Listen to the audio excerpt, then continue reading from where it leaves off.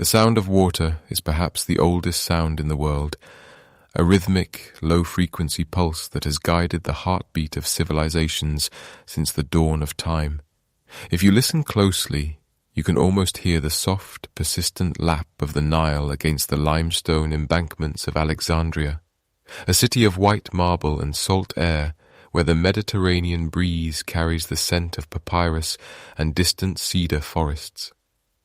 For thousands of years, the river has flowed from the mysterious heart of Africa to the sea, bringing with it the dark, fertile silt that turned the desert into a garden, and as the water moves, it carries the weight of 1,000 stories. The story of the last pharaoh does not begin with a crown, but with a legacy that was already beginning to fray at the edges like an old tapestry. More than 250 years before Cleopatra was born, a young Macedonian king named Alexander the Great had swept across the known world, and when he died, his vast empire was carved up by his generals.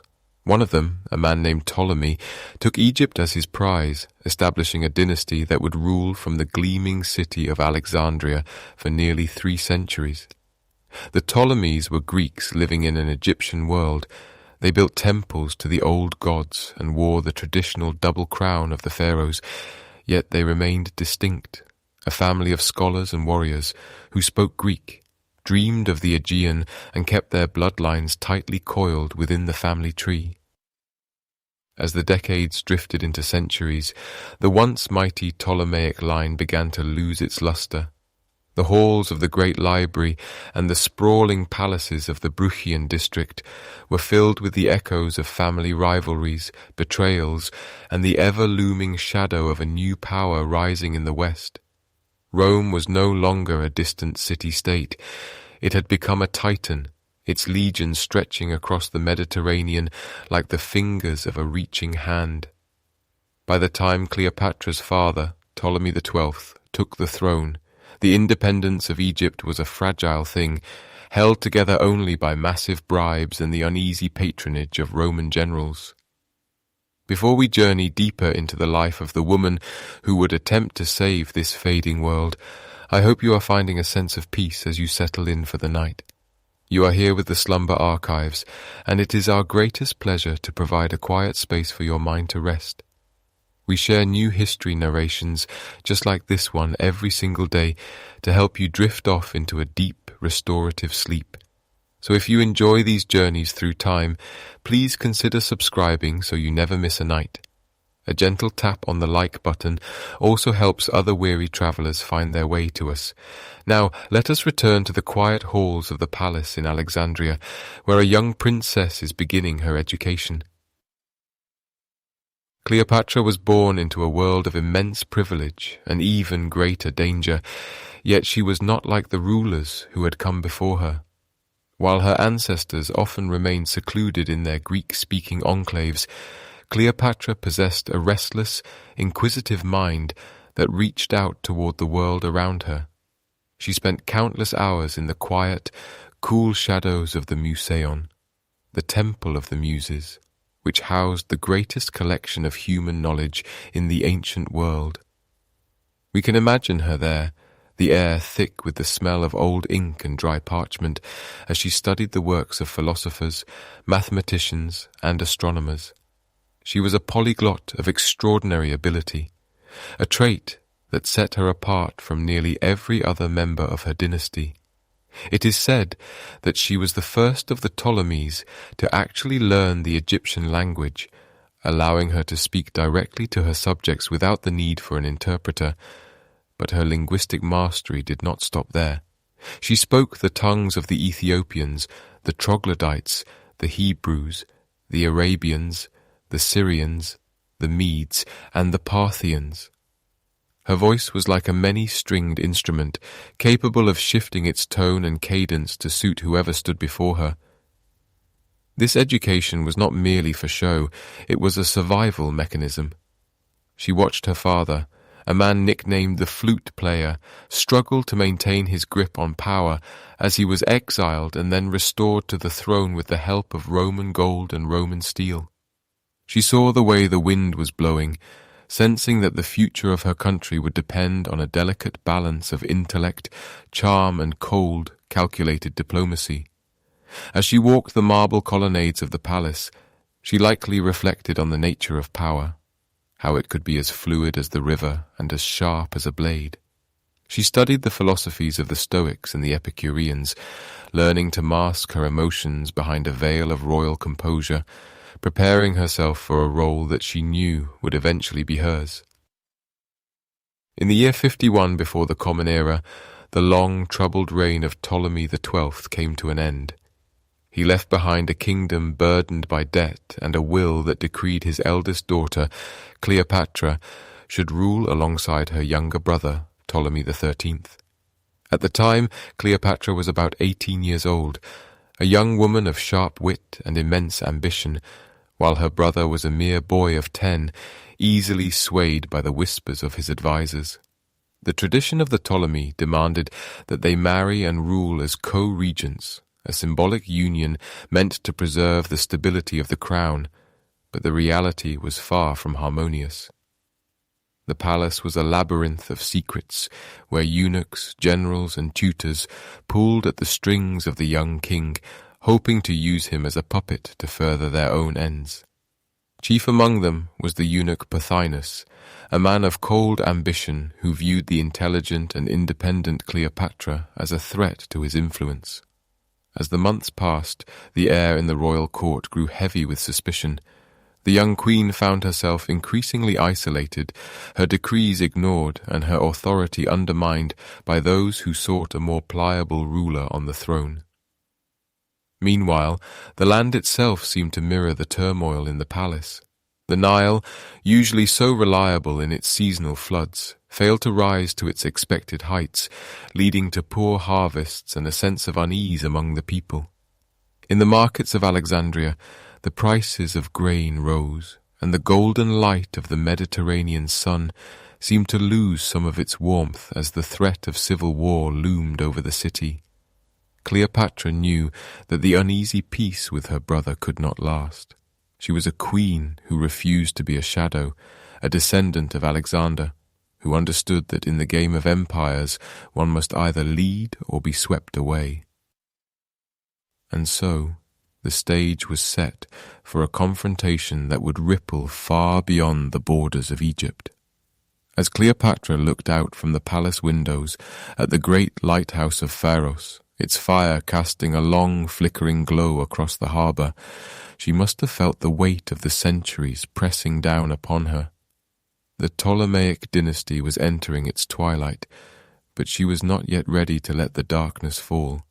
She was waiting for a catalyst, a moment of change that would allow her to reclaim her birthright, and that catalyst was already making its way across the sea, carried on the ships of a man whose name would soon be entwined with her own for all of eternity. The world was changing, and the daughter of the Nile was ready to meet it. The scent of cedarwood and bitter salt hung heavy in the air of the Syrian desert, a stark contrast to the lush, sweet humidity of the Nile delta. Cleopatra found herself a queen without a kingdom, cast out by the very advisers who should have been her protectors.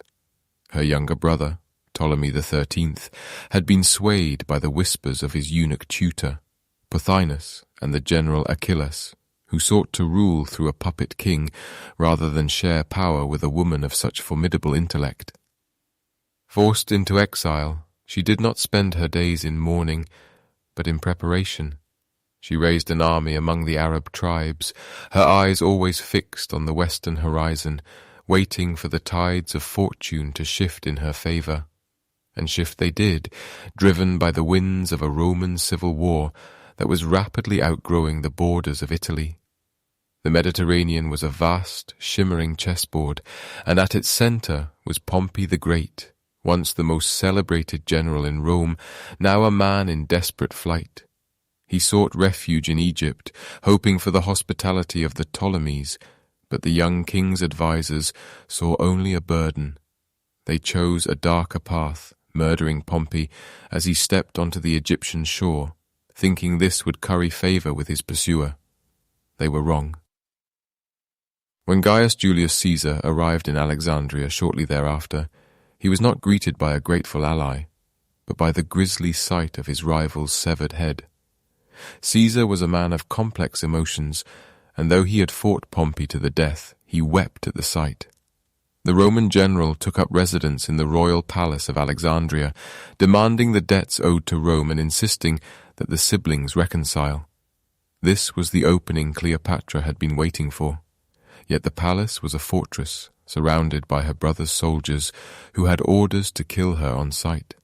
The story of what happened next has been polished by time into the stuff of legends, a moment of daring that would define her legacy. Imagine the moon casting long silver shadows over the great harbour as a small, unassuming boat drifted toward the palace walls. Cleopatra, accompanied only by a loyal Sicilian named Apollodorus, lay hidden. She did not arrive with the blare of trumpets or the march of an army, but concealed within a large, coarse laundry bag, or as the poets prefer to remember it, wrapped inside a magnificent, heavy carpet. Apollodorus carried the bundle through the palace gates, posing as a merchant with a gift for the Roman general. The guards, perhaps tired or simply indifferent to another servant, allowed him passage into Caesar's private quarters. As the ties were undone and the fabric unfurled, Cleopatra stepped out into the lamplight. She was 21 years old, dusty from travel but radiating an undeniable presence. Caesar, a man of 52 who had seen everything the world had to offer, found himself captivated. It was not merely her beauty, which the historians tell us was more a matter of charm and voice than perfect features, but her audacity. She had risked everything to meet him face to face, and in that single evening, the political landscape of the ancient world was rewritten. Their meeting was not just a romantic encounter. It was a collision of two brilliant, ambitious minds. Cleopatra spoke to him in his own language, discussing philosophy, strategy, and the future of her kingdom. She convinced him that she was the rightful ruler of Egypt, a partner who could offer Rome the stability and wealth it so desperately needed. But this alliance did not sit well with the advisers of the young King Ptolemy. When the sun rose the next morning and the king found his sister and the Roman general in such close confidence, he was consumed by a cold, sharp fury. He stormed out of the palace, tearing his diadem from his head and crying out to the citizens of Alexandria that he had been betrayed. The city, always a tinderbox of volatile emotions, ignited. What began as a diplomatic visit quickly devolved into a brutal, claustrophobic conflict known to history as the Siege of Alexandria. Caesar found himself trapped within the royal quarter with only a few thousand men, surrounded by an Egyptian army of 20,000. The streets became a labyrinth of barricades and sudden skirmishes. The air, once filled with the calls of merchants and the smell of incense, was now thick with the smoke of burning buildings and the sound of clashing bronze. In one of the most desperate moments of the siege, Caesar realized that the Egyptian fleet in the harbour could be used to blockade his escape or reinforce his enemies. He ordered his men to set fire to the ships. The flames were hungry, leaping from mast to mast, fueled by the resinous wood and the steady sea breeze. But the fire could not be contained by the water. It spread, licking its way onto the docks and creeping into the city's heart. It was during this chaos that the great library of Alexandria, the greatest repository of human knowledge the world had ever known, was said to have caught fire. Think of the silence that must have followed the crackle of those flames. Hundreds of thousands of scrolls, the works of poets, the calculations of astronomers, the histories of lost civilizations, all turning to grey ash in the heat of a Roman general's tactical necessity. The loss was immeasurable, a wound to the collective memory of humanity that would never truly heal. Inside the palace, Cleopatra and Caesar watched the glow of the burning city from the windows. They were two people bound together by a shared danger, waiting for reinforcements to arrive from the east. The winter months passed in a state of constant tension. Food supplies dwindled, and the water in the palace cisterns was fouled by the Egyptians, forcing Caesar's engineers to dig deep wells into the sandy earth to find fresh springs. Through it all, Cleopatra remained a steady presence at Caesar's side. She was learning the Roman way of war, observing how Caesar managed his men and maintained his composure even when the odds seemed impossible. She was no longer just a displaced princess. She was a queen in the making, tempered by fire and the proximity of power. Eventually, the reinforcements did arrive. Mithridates of Pergamum led an army across the desert to relieve the besieged Romans. In a final, decisive battle near the Nile, the forces of Ptolemy XIII were crushed. The young king, weighed down by his golden armor, attempted to flee across the river in a small boat, but it capsized in the churning water. He vanished beneath the waves, his brief and turbulent reign ending in the silt of the riverbed.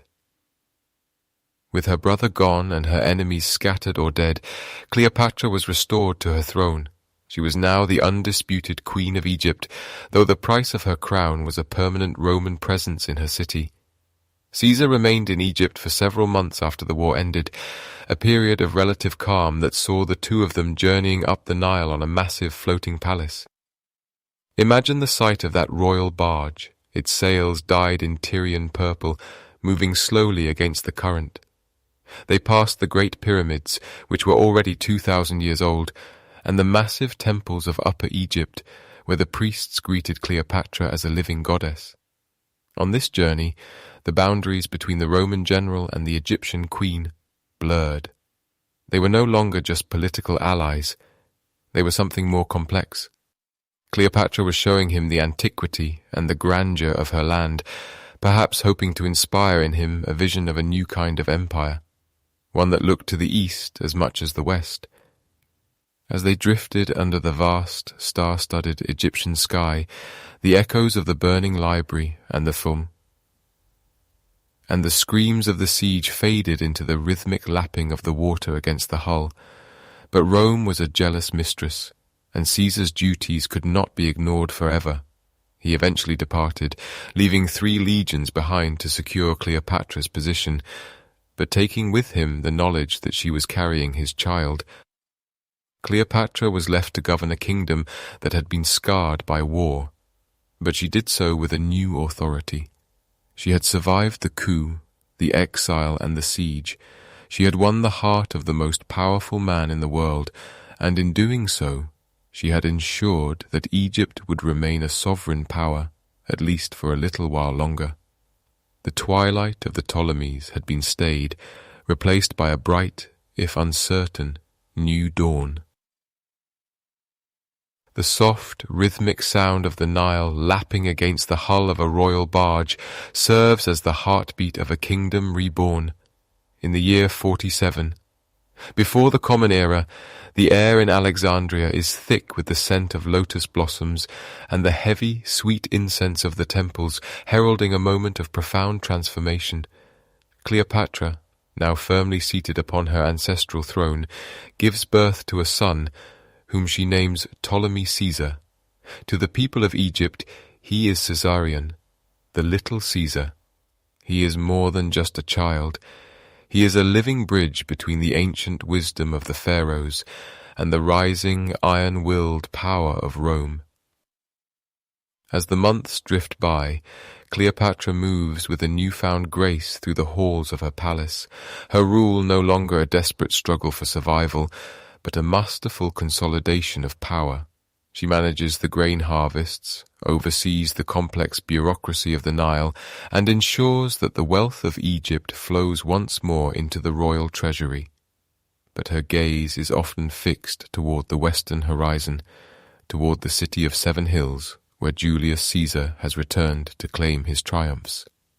In the summer of 46, she decides to embark on a journey that will bridge 2 worlds, setting sail across the Mediterranean with a fleet that carries not just her court and her son, but the very essence of Egyptian splendor.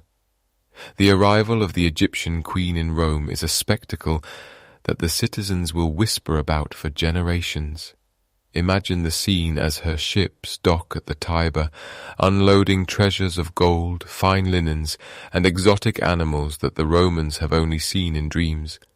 She does not come as a supplicant or a conquered foe, but as a sovereign monarch and the guest of the most powerful man in the Republic. Caesar installs her in his private villa, the Horti Caesaris, situated across the river in the lush greenery of the Trastevere district. From these manicured gardens, Cleopatra looks out over a city that is rugged, chaotic, and vastly different from the refined elegance of Alexandria. During her residency in Rome, a quiet but profound cultural exchange begins to take root, softening the edges of the stern Roman identity with the sophistication of the East. Cleopatra brings with her a retinue of scholars, astronomers, and philosophers who gather in the shaded porticos of Caesar's villa. It is here, amidst the scent of cedar and the cool spray of marble fountains, that the Roman calendar is reimagined. Under the guidance of the Alexandrian astronomer Sosigenes, Caesar replaces the old, drifting lunar system with a solar calendar of 365 days, the foundation of the very calendar we use to mark our days today. The influence of the Queen permeates the city in subtle, shimmering ways. Roman noblewomen, enchanted by her poise and the exotic luxury of her court, begin to adopt Egyptian hairstyles and drape themselves in the fine, translucent silks of the Nile. Even the religious landscape of Rome begins to shift, as the cult of Isis finds a new and fervent following among the Roman populace, who find comfort in the ancient mysteries of the Mother Goddess.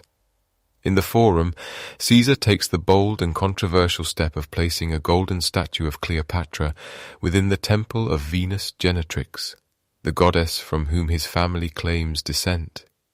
It is a gesture of profound recognition, a public declaration that this foreign queen is a living embodiment of the divine.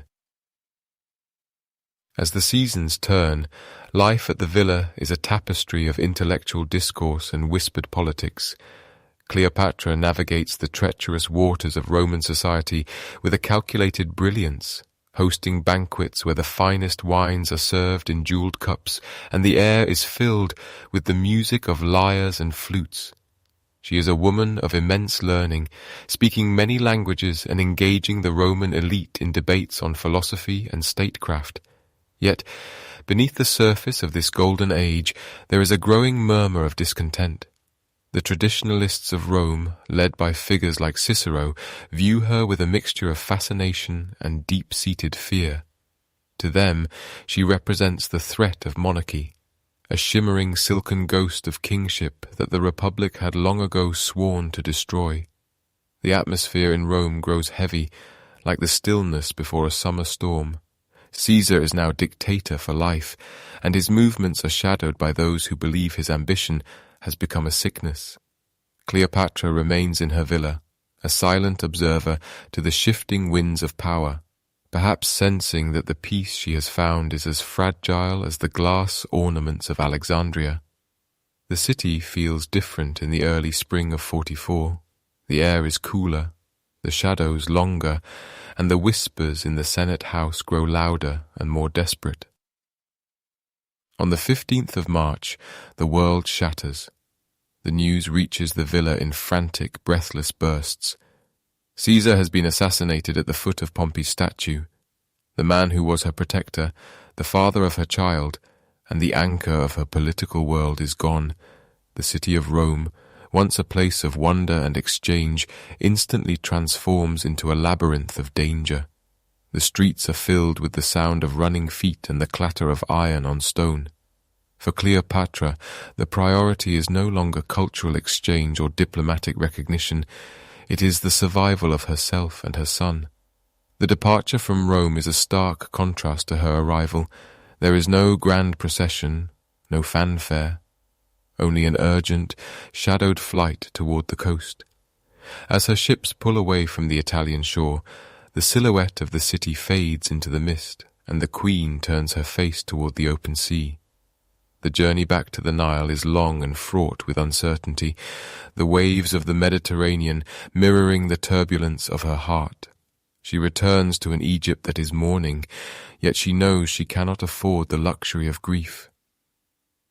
As she sails past the Pharaoh's lighthouse and enters the harbour of Alexandria, the familiar sights and sounds of her home offer a small measure of comfort. But the world she left behind is gone forever. The Roman Republic is spiralling into a bloody civil war, and the power vacuum left by Caesar's death threatens to pull Egypt into its dark vortex.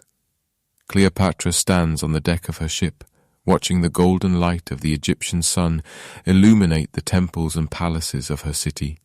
She is the last pharaoh, the guardian of a 3,000-year-old legacy, and she is now truly alone in her quest to save it.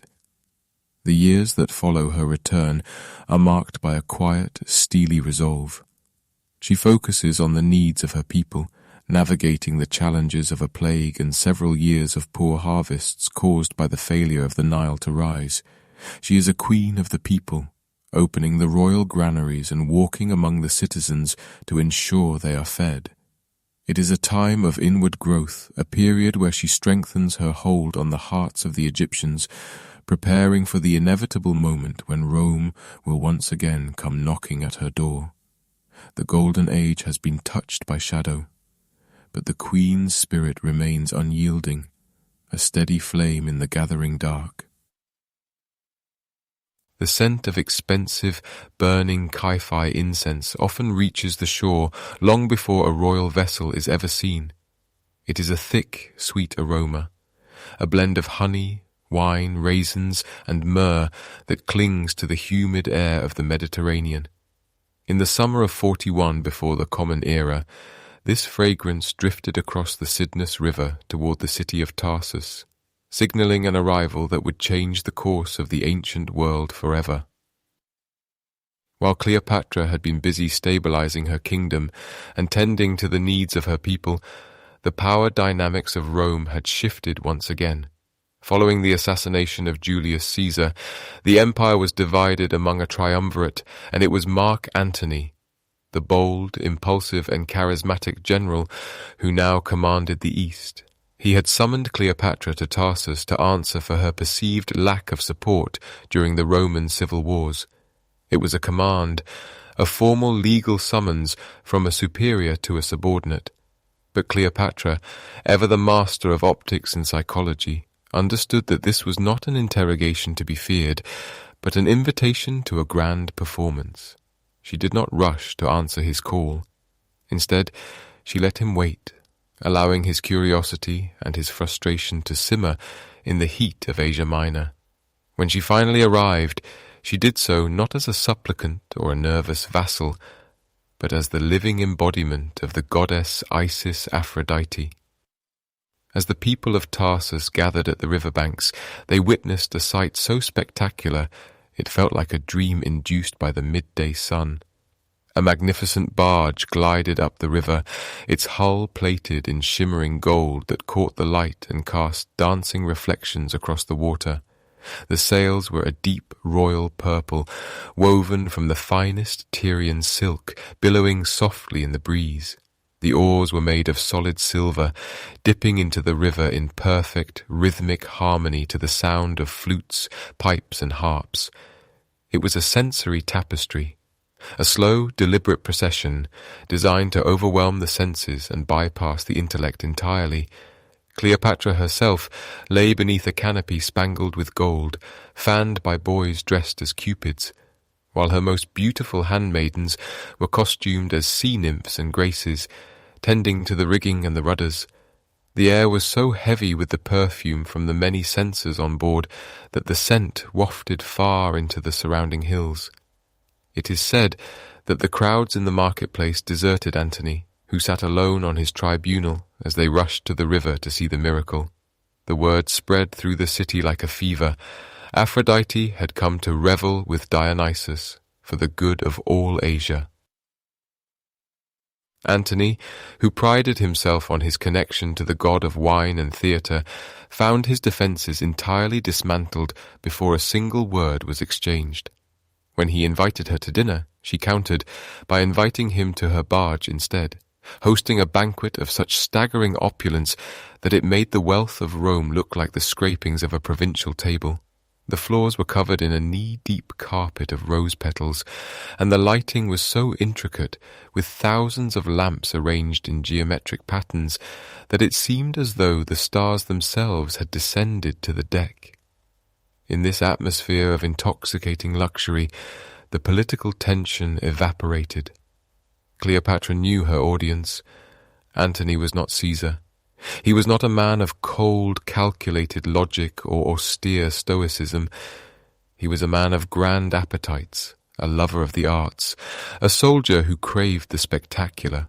She met him on his own ground, matching his coarse soldier's humour with her own sharp wit, and draping the hard realities of a military alliance in the softest silks of Alexandria. The alliance they forged in those nights at Tarsus was born of a profound mutual need. Cleopatra required the protection of Rome's legions to secure her throne, and perhaps, one day, to expand her empire to its ancestral borders. Antony, meanwhile, was preparing for a massive campaign against the Parthian Empire to the east. He needed money, vast, unimaginable sums of gold, and he needed the grain and the ships that only Egypt could provide. It was a marriage of Roman steel and Egyptian gold, a partnership that promised to make them the most powerful couple in the known world. But beyond the ledgers and the treaties, there was a genuine, wild spark between them. As the autumn turned to winter, Antony followed Cleopatra back to Alexandria, leaving his duties and his Roman life behind to immerse himself in the wonders of the Ptolemaic court. Life in Alexandria during that winter was a continuous festival. To keep Antony entertained and to bind him closer to her, Cleopatra founded a society they called the Inimitable Livers. It was an exclusive club consisting of the two of them and a select circle of friends dedicated to the pursuit of unparalleled pleasure and sophisticated amusement. They lived with a level of extravagance that defied description, spending their days in a cycle of banquets, hunting trips, and elaborate practical jokes. There is a story of them wandering the streets of Alexandria at night, dressed in the clothes of common servants. They would knock on the doors of ordinary citizens, playing pranks and engaging in light-hearted brawls, laughing as they moved through the shadows of the city like ghosts of the elite. To the people of Alexandria, this was not scandalous. It was a sign of a queen who was alive, a queen who shared the vibrant, restless spirit of her capital. They would spend hours fishing on the Mediterranean, though Antony was notoriously bad at the sport. On one occasion, embarrassed by his empty hooks, he hired divers to secretly attach pre-caught fish to his line so he could impress the queen. Cleopatra, seeing through the ruse with an affectionate smile, sent her own diver down the next day to attach a salt-dried fish from the market to his hook. When he pulled it up to the laughter of the court, she told him with a wink that he should leave the fishing rod to the commoners and focus on fishing for cities, kingdoms, and continents. Yet beneath the laughter and the wine, the weight of the world remained. The inimitable livers were not merely playing. They were building a shared identity, a private world, where the pressures of the Roman Senate and the murmurs of discontent in the East could be kept at bay. Cleopatra was providing Antony with a sanctuary, a place where he was not just a general, but a god-king in the making. Their union was solidified by the birth of twins, a boy named Alexander Helios and a girl named Cleopatra Selene. Their names, meaning the sun and the moon, reflected the celestial ambitions of their parents. In the quiet halls of the palace, away from the incense and the silver oars, Cleopatra watched her children and knew that her dynasty was no longer just an Egyptian concern. It was now entwined with the very heart of Rome. The wealth of the Ptolemies flowed into Antony's coffers, and in return he began to grant her territories that had long been lost to Egypt, lands in Syria, Cyprus, and Cilicia. To the traditionalists in Rome, this was an outrage. A Roman general giving away the spoils of war to a foreign queen. They whispered that he was under a spell, enchanted by an Eastern sorceress who had robbed him of his Roman virtue. But in Alexandria, the sun continued to shine on a court that felt invincible. The alliance was more than strategic. It was a vision of a new kind of empire, one that blended the traditions of the East with the strength of the West. As they sat together in the cool evening air of the palace gardens, overlooking the great harbour and the Pharaoh's lighthouse, the future seemed as vast and glittering as the sea itself. They were the inimitable livers, the masters of the present moment, convinced that as long as they had each other, the shadows of Rome could never reach the golden shores of the Nile. The scent of crushed incense and the heavy, sweet aroma of lilies hung thick in the warm Egyptian air on a day that would later be etched into the memory of every citizen in Alexandria. It was the year 34 before the Common Era, and the city was draped in the finest silks of the Orient, vibrating with a quiet, expectant energy. In the heart of the great gymnasium, a vast open-air stadium flanked by towering marble columns, 4 golden thrones had been placed upon a high silver dais. The metal caught the afternoon light, casting long, shimmering reflections across the stone floor, while the crowds gathered in a hush that felt almost like a prayer. This was the moment of the donations of Alexandria, a spectacle of such immense political and spiritual weight that it would ripple across the Mediterranean, reaching the cold marble halls of the Roman Senate like a clap of thunder. Cleopatra did not simply walk onto the stage. She appeared as a living manifestation of the divine. She was dressed in the sacred robes of the goddess Isis, a shimmering pleated gown of fine linen that seemed to ripple like the surface of the Nile. Around her neck hung heavy collars of turquoise and gold, and upon her brow rested the vulture crown, the symbol of the Great Mother. Beside her sat Mark Antony, dressed not as a Roman general in a simple tunic, but as the god Dionysus, draped in purple and gold, his presence a testament to the fusion of 2 worlds. This was not merely a political alliance or a romantic union, but a cosmic marriage meant to redefine the boundaries of the known world. As the ceremony began, Antony stood to address the assembly, his voice carrying across the silent rows of spectators, and with a few spoken decrees, he began to give away the Roman world. He declared Cleopatra to be the Queen of Kings, and her son, Caesarion, to be the King of Kings, confirming the boy's status as the rightful heir to Julius Caesar. But the generosity did not end there. To their own children, the young twins Alexander Helios and Cleopatra Selina, and the infant Ptolemy Philadelphus, Antony granted vast swaths of territory that Rome had fought for centuries to secure.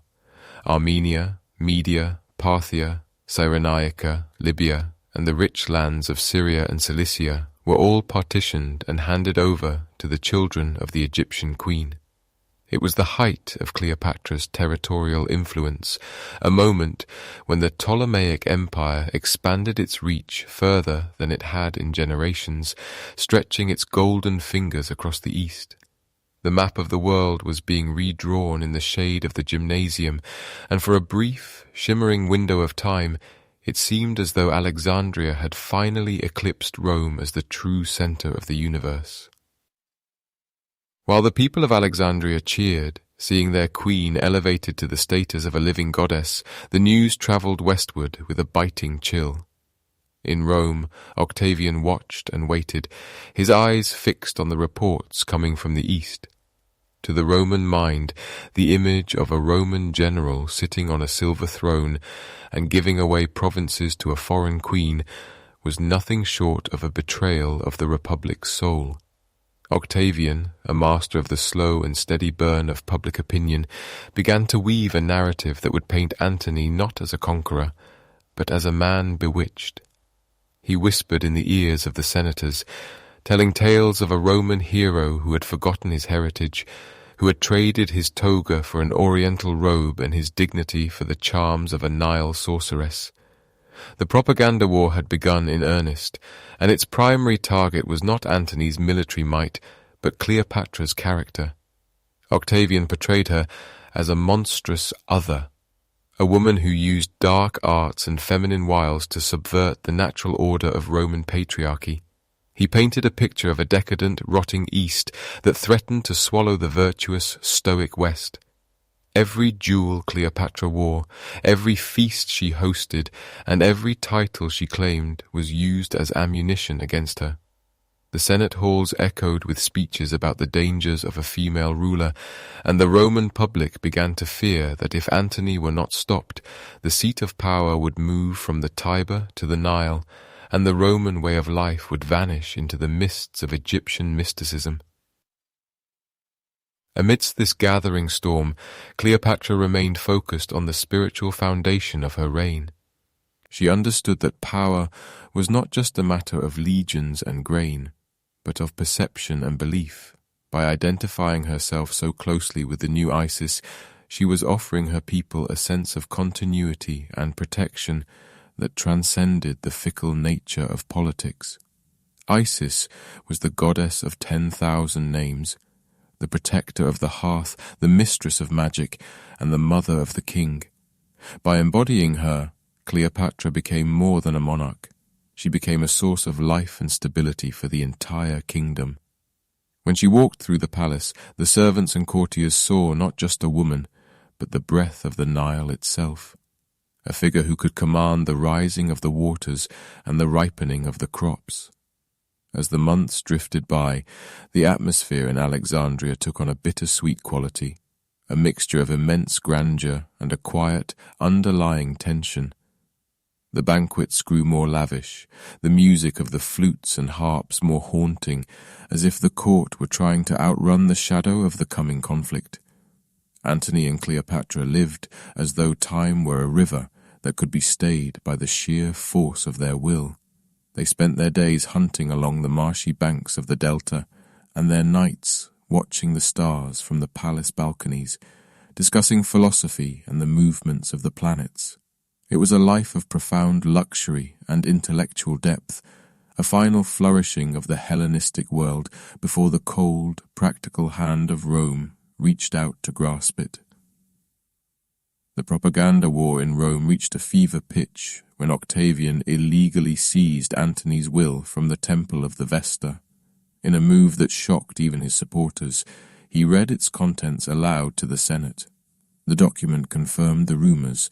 Antony wished to be buried in Alexandria alongside Cleopatra, and he reaffirmed the territorial gifts to her children. This was the final straw.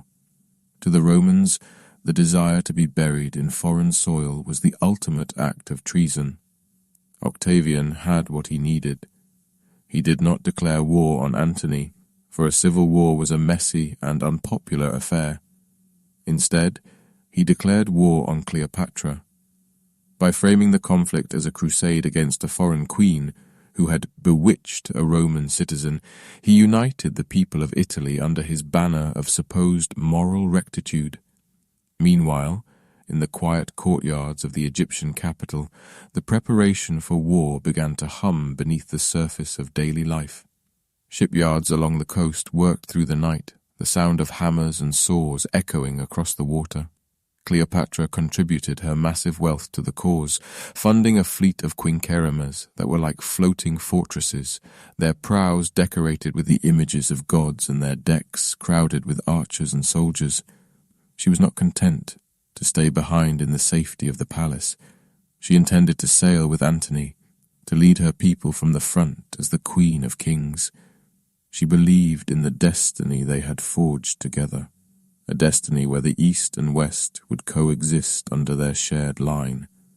As the fleet prepared to sail toward the Ionian Sea, toward the fateful promontory of Actium, a strange stillness fell over Alexandria. The great harbour, usually a chaotic swarm of merchant ships and fishing boats, was now dominated by the towering silhouettes of warships. The air felt heavy, as it often does before a summer storm, and the usual vibrant chatter of the marketplaces was replaced by a low, rhythmic murmur of preparation. Cleopatra stood one last time on the balcony of her palace, looking out over the city that had been the jewel of her dynasty for nearly 300 years. The Pharaoh's lighthouse stood tall against the darkening sky, its fire a constant, flickering promise in the night. She knew that the world they had built, this fragile and beautiful empire of the sun, was about to be tested by the iron will of the north. And as the first ships began to weigh anchor, their sails catching the cool Mediterranean breeze, the era of the inimitable livers began to slip away, making room for the cold, inevitable march of history. The air in the harbour of Ephesus was thick with the scent of cedarwood and pine, the heavy, resinous aroma of 1,000 newly carved oars resting against the stone quays. It was here, in the spring of the 31st year before the Common Era, that the Eastern world gathered its strength, a vast assembly of gold-trimmed sails and bronze-tipped prows that seemed to stretch across the horizon like a floating city.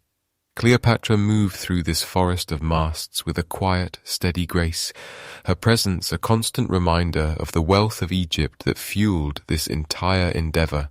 She had contributed 200 ships and a staggering sum of 200,000 silver talents, ensuring that she was not merely a consort to Mark Antony, but a sovereign partner in the struggle for the soul of the Roman world.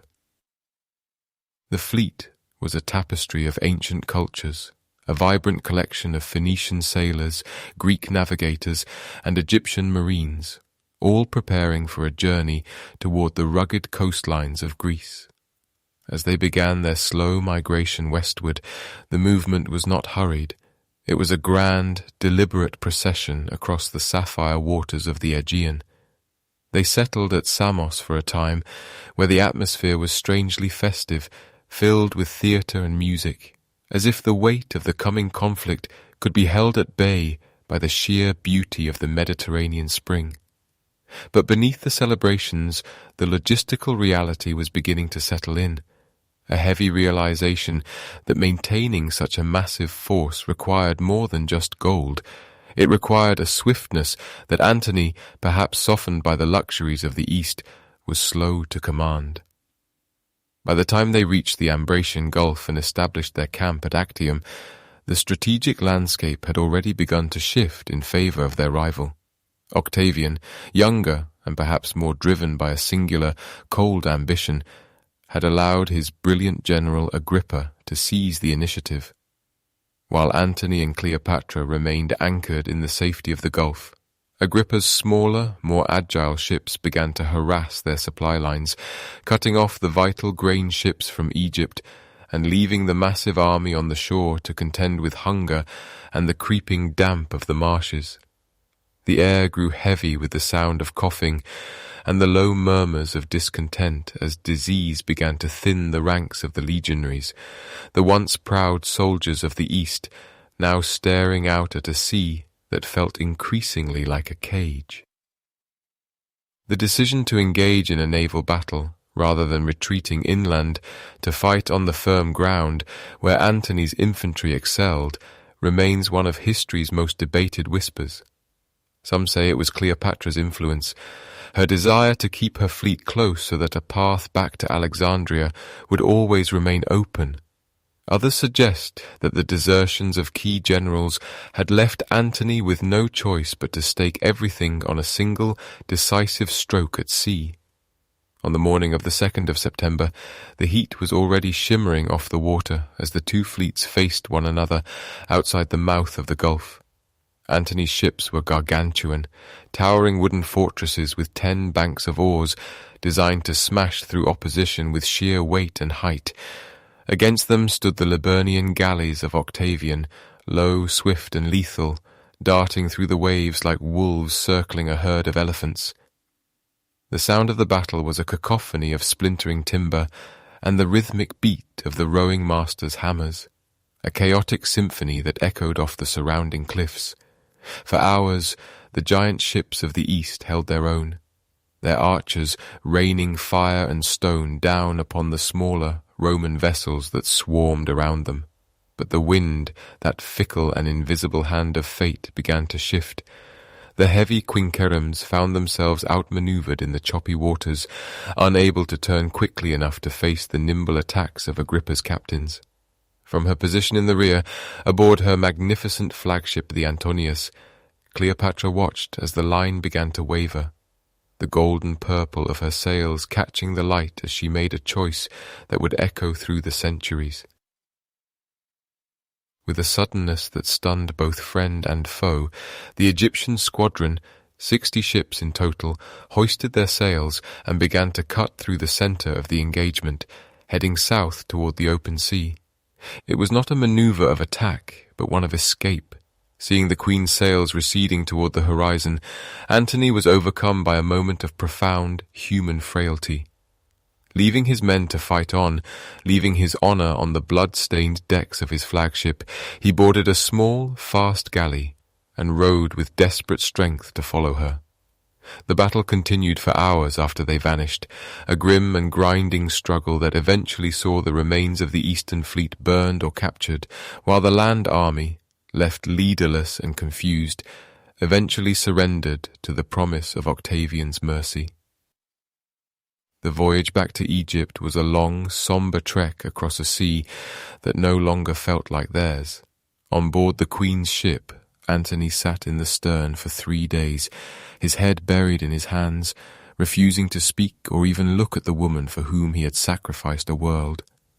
The rhythmic splash of the oars was the only sound in the heavy silence, a steady, mournful heartbeat accompanying them as they fled further from the power they had once held so effortlessly. Cleopatra, ever the strategist, occupied her time with the cold reality of survival, her mind already turning toward the defenses of Alexandria and the possibility of a final stand in the shadows of the pyramids. As the familiar silhouette of the Pharos lighthouse finally appeared on the horizon, it did not bring the usual sense of triumphant homecoming. The light seemed dimmer, the air of the city cooler than it had been when they departed. They entered the harbor with their ships decorated as if for a victory, a desperate ruse to prevent immediate rebellion. But the truth flowed through the streets of Alexandria like a slow-moving tide. The Roman world was no longer divided. It was coalescing around a single, iron-willed center in the north, and the sun was setting on the age of the Ptolemies.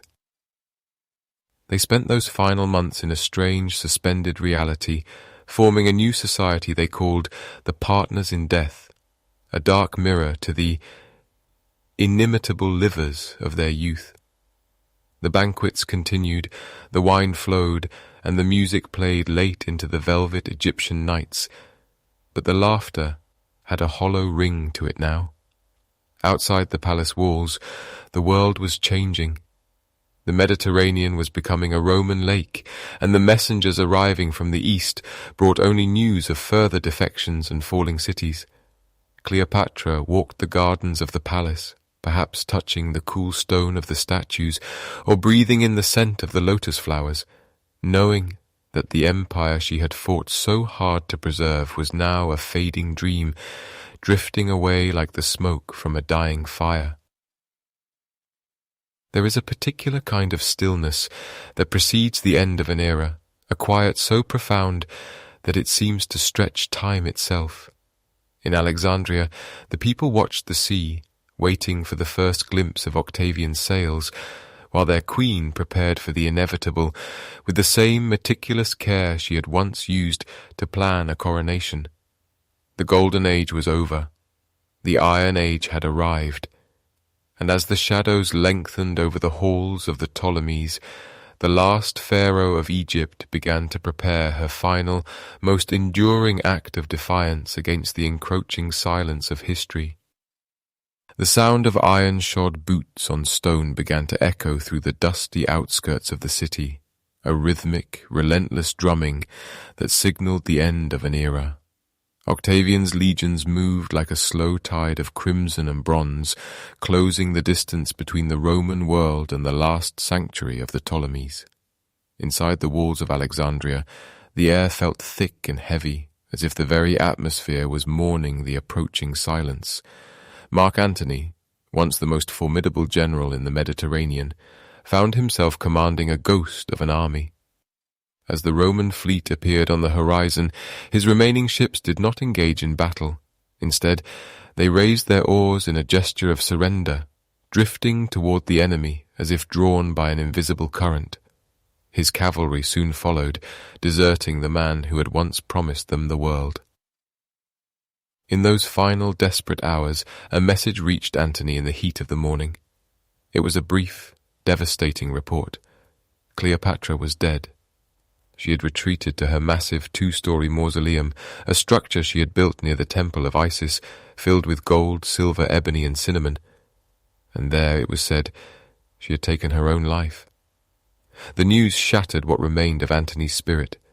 The world he had sought to conquer was nothing without the woman who had defined it for him. He turned to his faithful servant, Eros, and asked him to perform one last duty. But the servant chose his own end instead. Left alone with his grief and the cooling embers of his ambition, Antony fell upon his own sword. But the report had been a tragic error, a fragment of misinformation born from the chaos of a collapsing court. Cleopatra was still alive, barricaded within the thick stone walls of her tomb.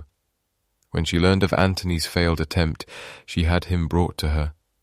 The scene was one of profound, lingering tragedy.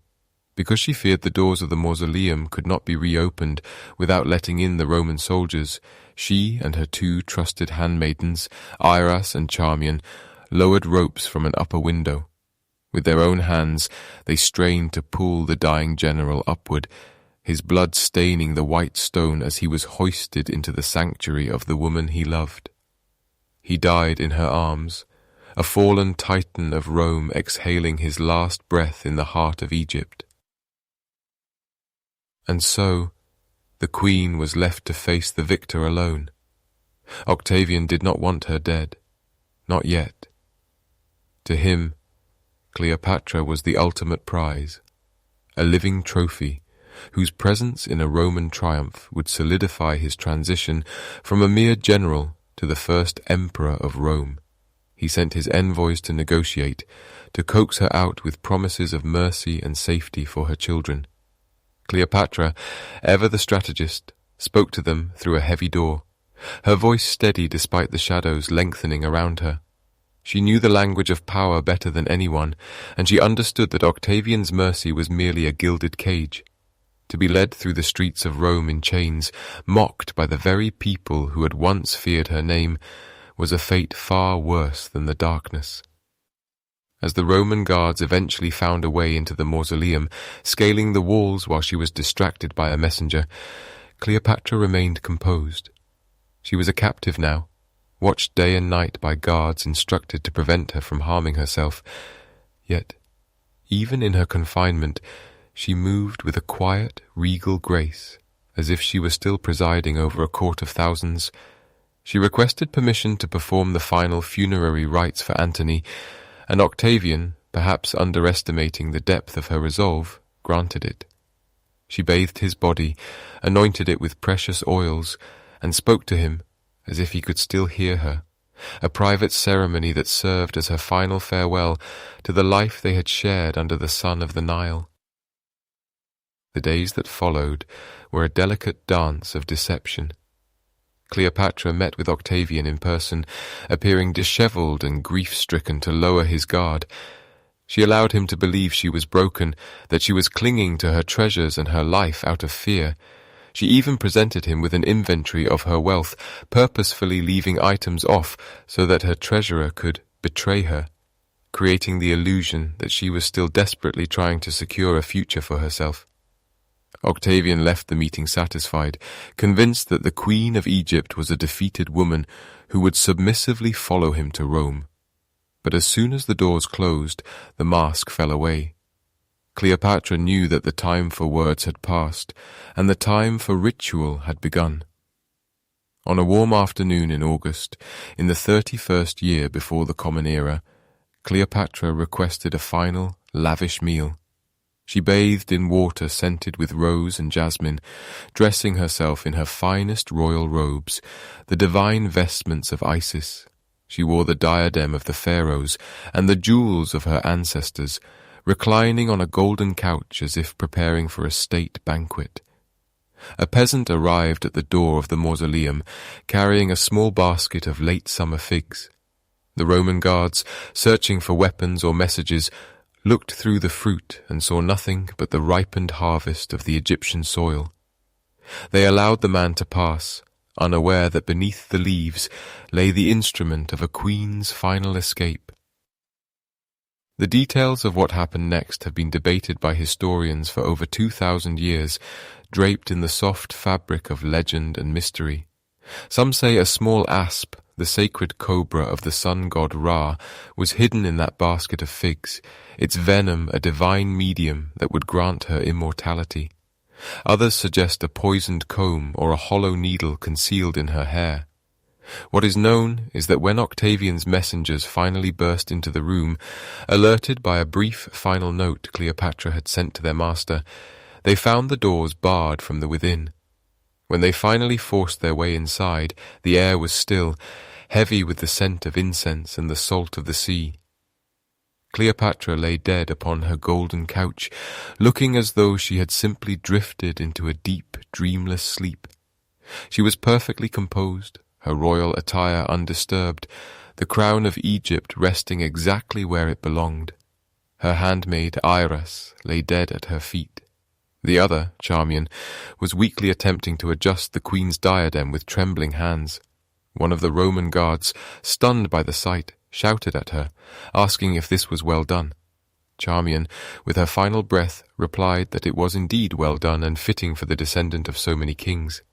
She then collapsed beside her mistress, leaving the Romans to stand in silence amidst the ruins of a dynasty. The mystery of her final moments was her last victory over Octavian.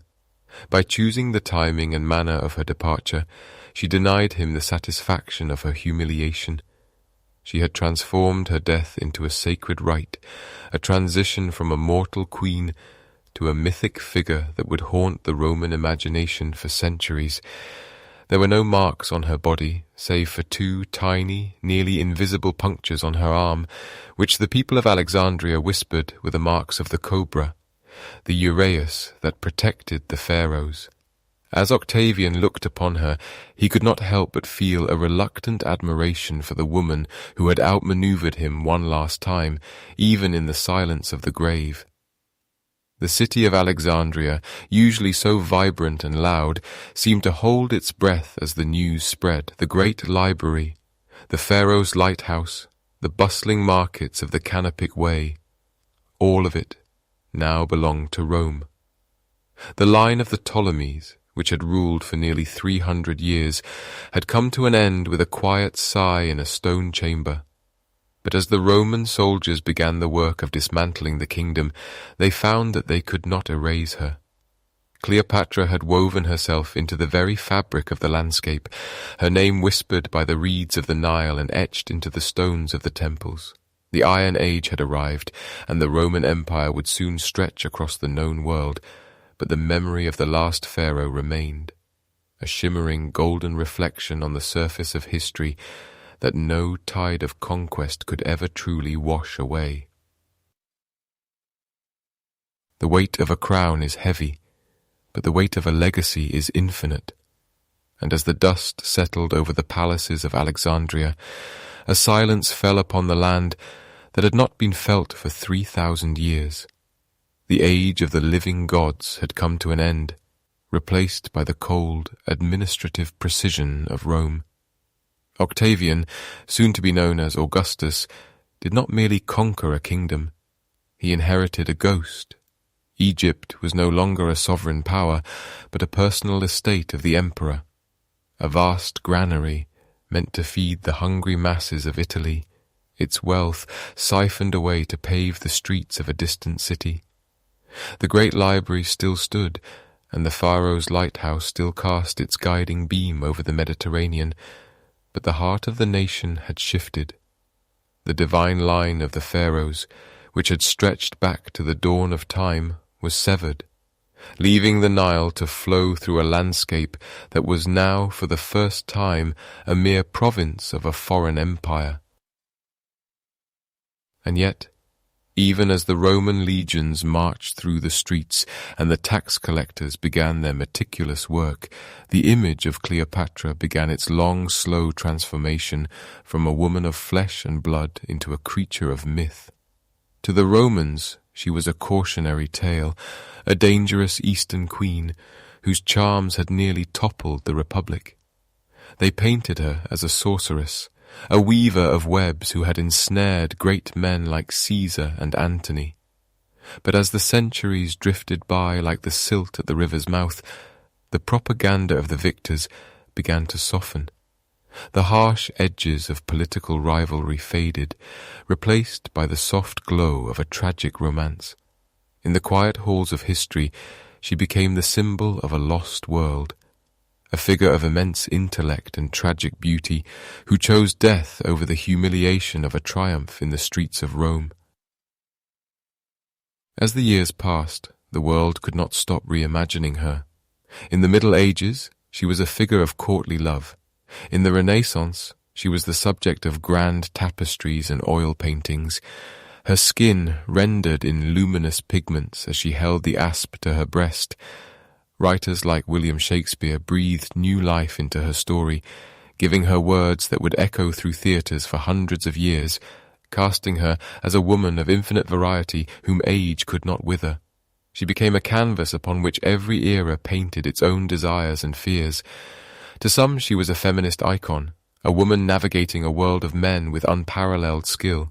To others she was the ultimate romantic, a queen who would rather die with her lover than live in a world without him. This enduring fascination is perhaps her greatest victory, for though Octavian took her kingdom, he could never truly capture her spirit. Deep beneath the shifting sands of the delta and the turquoise waters of the Mediterranean, the physical remnants of her world began a slow, silent descent into the earth. The royal quarters of Alexandria, where she once walked through gardens scented with jasmine and pomegranate, eventually succumbed to earthquakes in the rising sea. The palaces sank beneath the waves, where they lay undisturbed for 2,000 years, cradled by the silt and the darkness. Today, divers move through the murky depths, their flashlights illuminating the colossal statues of kings and queens that lie face down in the sand, surrounded by schools of silver fish. It is a quiet, underwater ghost town, a place where the grandeur of the Ptolemies is preserved in a watery tomb, far removed from the noise of the modern world.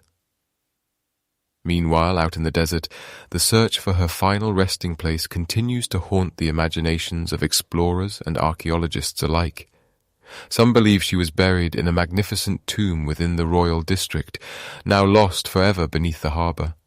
Others look toward the temple of Taposiris Magna, where the wind howls through ancient columns and the sand swallows the footprints of those who seek her. There is a profound mystery in this absence, a sense that Cleopatra, who lived her life in the bright light of public scrutiny, chose to vanish into the earth on her own terms. The fact that we have not found her only adds to her power. She remains a queen of the shadows, a secret kept by the desert for 20 centuries. The Nile does not care for the rise and fall of empires, nor does it concern itself with the names of those who once claimed to own its banks. It continues its long, rhythmic journey from the heart of Africa to the sea, a silver thread that binds the past to the present. The river has seen the building of the pyramids, the arrival of the Greeks, the march of the Romans, and the birth of the modern world. It flows with a patient, heavy grace, carrying with it the stories of millions of souls who have lived and died along its shores. When we think of Cleopatra, we are really thinking of the river itself, constant, changing, and deeply mysterious.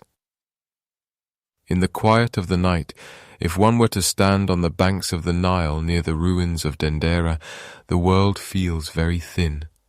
The stars above are the same stars that Cleopatra watched from the balcony of her palace, and the cool breeze that rustles the palm fronds is the same breeze that once filled the purple sails of her royal barge.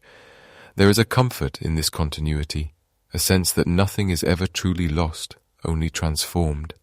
The Iron Age of Rome gave way to the Middle Ages, which gave way to the Industrial Era, and yet the essence of Egypt remains, a place of deep shadows and golden light, where the air feels thick with the weight of time.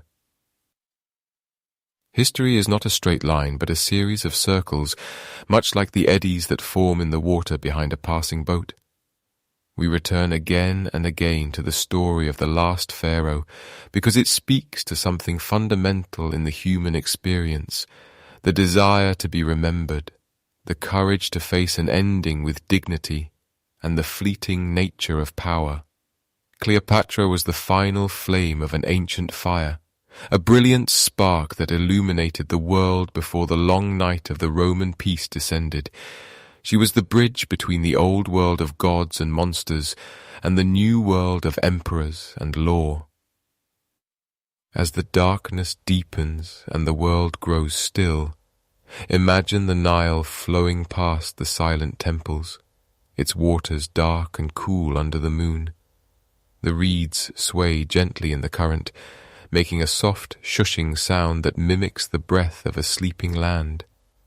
The statues of the old gods watch from the shadows, their stone eyes seeing past the centuries, indifferent to the passage of time. Everything is at rest now. The wars are over, the palaces are silent, and the queen has found her peace. The desert sands have smoothed over the scars of history, leaving only the vast, open horizon and the eternal rhythm of the river. The memory of Cleopatra VII is no longer a matter of politics or gold, but a part of the collective dream of humanity. She lives in the poems we write, the stories we tell, and the quiet moments of reflection when we contemplate the vastness of the past.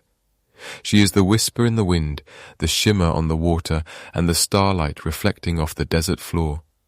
As you drift towards sleep, let the image of the flowing Nile carry you away, a slow, steady journey through a landscape of dreams where the last Pharaoh still reigns over a kingdom of shadow and light, and where the water always finds its way home to the sea. Rest now, as the river rests. The world is quiet, the stars are bright, and the story is complete. The Nile continues its journey, as it always has, and always will, a peaceful, eternal flow into the heart of the night.